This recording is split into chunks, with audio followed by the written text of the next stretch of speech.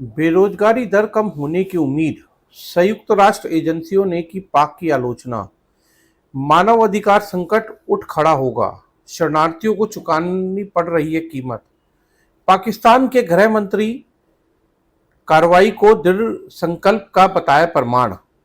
चलिए दोस्तों, अब पाकिस्तान की गई इस करतूतों को विस्तार पूर्वक जानते हैं। पाकिस्तान की ओर से अवैध रूप से रह रहे अफगान नागरिकों को देश छोड़ने की समय सीमा खत्म हो गई है। बुधवार को सुरक्षा बलों ने कई ऐसे लोगों के खिलाफ कार्रवाई करते हुए उन्हें हिरासत में ले लिया और दर्जनों अफगान नागरिकों को देश से बाहर फेंक दिया। आइए आज जानते हैं इन लोगों को अपने देश से क्यों खदेड़ रहा है पाक, और ये लोग कब इस देश में गए थे। इस्लामाबाद के अनुसार दोस्तों, ये पाकिस्तान की तरफ से ऑथराइज कहा गया है कि ये जो रीजन है उनको निकाले जाने का, और ये लोग कब से यहाँ बस रहे थे उसके बारे में डिटेल आपको बताने जा रहा हूं। जरा ध्यान से सुनना आप लोग। यह कार्रवाई नई प्रवास विरोधी मुहिम के तहत की गई है, जिसमें सभी अप्रमाणित व गैर पंजीकृत विदेशियों को निशाना बनाया गया है। इससे करीबी 20 लाख अफगान नागरिक प्रभावित होंगे जो बिना दस्तावेज के पाकिस्तान में रह रहे थे। संयुक्त राष्ट्र एजेंसियों और मानवाधिकार कार्यकर्ताओं और अफगानिस्तान में तालिबान के नेतृत्व वाले प्रशासन से ने इस मुहिम की आलोचना की है। उधर काबुल अधिकारियों ने निर्वासन आदेश को क्रूर बर्बर बताते हुए इसकी निंदा की है। चेतावनी भी दी है कि इससे इस्लामाबाद के साथ संबंधों में और ज्यादा गिरावट आ जाएगी। पर पाकिस्तान इनकी परवाह ना करते हुए आगे अपनी कार्रवाई को बढ़ा रहा है। संयुक्त राष्ट्र की संस्था की ओर से उस चेतावनी का क्या होगा? पाकिस्तान ऐसा कोई भी कदम ना उठाए। संस्था का मानना है कि पाकिस्तान इतनी बड़ी तादाद में गैर कानूनी रूप से उस देश में रह रहे अफगानियों को निकालता है तो एक भीषण मानवीय मुसीबत खड़ी हो सकती है। यूएनएचसीआर के पाकिस्तान से कहा है कि अवैध शरणार्थियों के प्रति ऐसा ना किया जाए। संस्था का कहना है कि देश से निकाले जाने वाले शरणार्थियों का शोषण हो सकता है, वे गिरफ्तार किए गए या शायद उनमें भेदभाव का सामना करना पड़ेगा।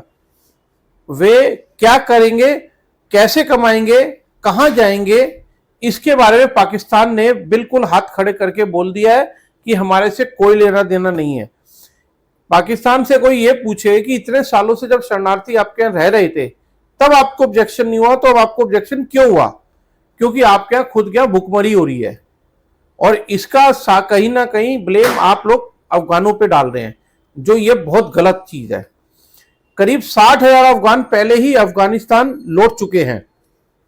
अफगान शरणार्थियों की बड़े पैमाने पर वापसी और व्यापार के लिए कानूनी बाधाओं को कड़ा करने से अफगानिस्तान की नाजुक अर्थव्यवस्था पर भी दबाव पड़ेगा, जो अंतर्राष्ट्रीय सहायता पर बहुत अधिक निर्भर है। आलोचकों का कहना है कि अफगान शरणार्थियों को दोनों सरकारों के बीच मतभेद की कीमत चुकानी पड़ रही है।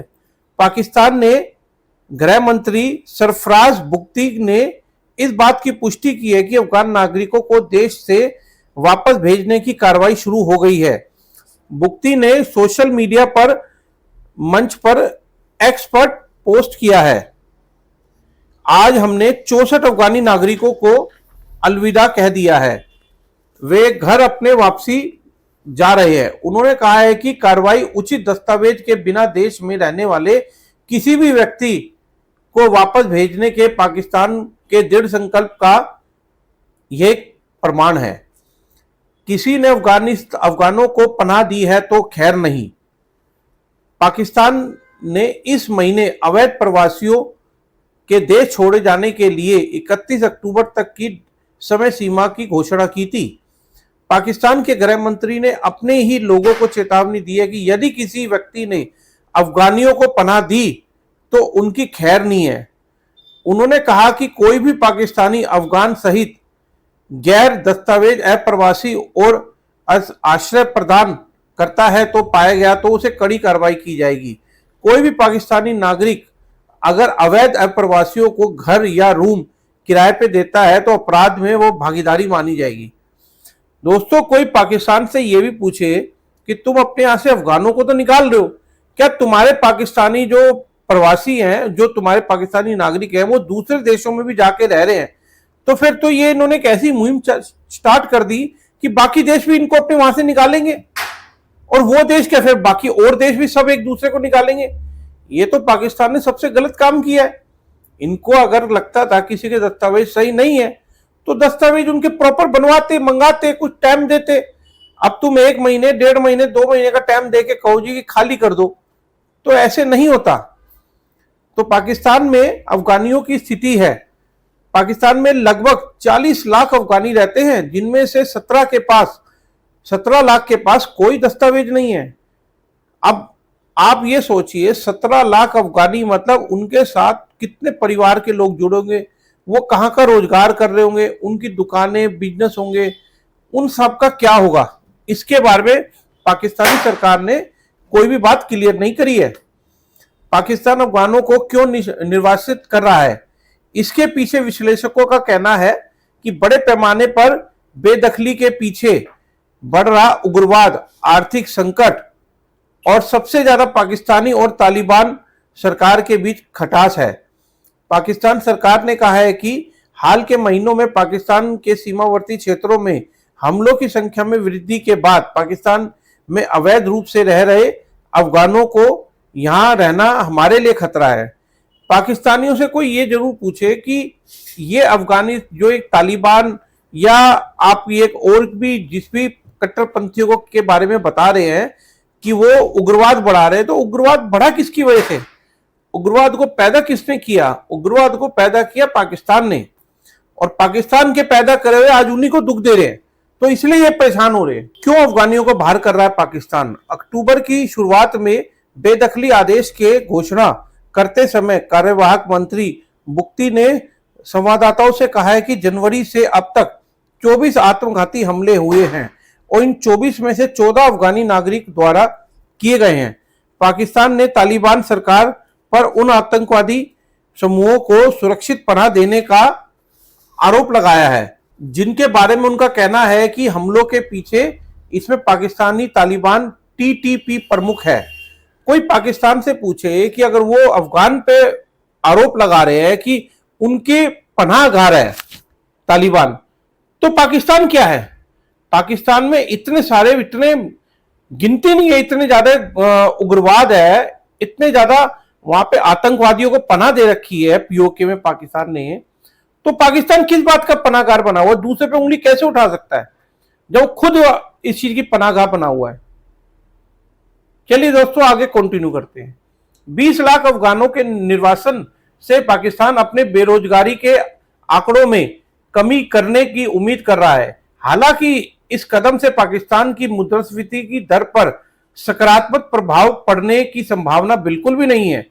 जो दक्षिण एशिया में सबसे अधिक एक्सपर्ट का कहना है कि पाकिस्तान आमतौर पर बिना दस्तावेज वाले अफगानों को वापस भेजने का समर्थन करते हैं, क्योंकि लंबे समय तक शरणार्थियों की मौजूदगी देश की बुनियादी ढांचे पर भारी बोझ पड़ता है। अफगानिस्तान लंबे समय से पाकिस्तान के खैबर पख्तून और बलूचिस्तान के पश्तून बहुल क्षेत्रों के कुछ हिस्सों पर अपना दावा करता है। तालिबान काल में यह भी मांग वापस नहीं ली गई है कि जिससे पिछले साल अगस्त में तालिबान द्वारा काबुल की सत्ता पर काबिज होने के बाद पाकिस्तान ने 2700 किलोमीटर लंबी सीमा पर कटीली तार लगाने शुरू कर दी है, लेकिन तालिबान शासकों की कड़ी आलोचना के कारण काम शुरू नहीं हो सका।